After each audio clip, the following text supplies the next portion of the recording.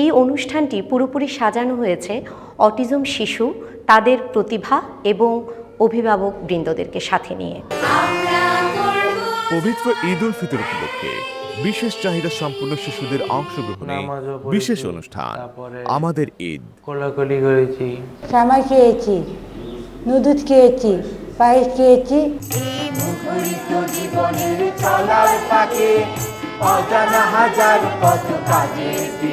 স্কুলটাতে এত মজা পায়, আসলে আমি চিন্তা করি যে ওদের স্কুলের টাইমটা যদি আরো বেশি হয় ওর জন্য মনে হয় ভালো হবে।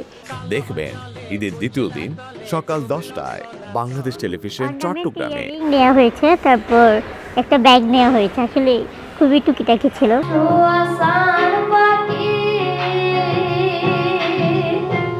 প্রযোজনা ইয়াদ আহমেদ। জানে রোজার শেষে এলো খুশির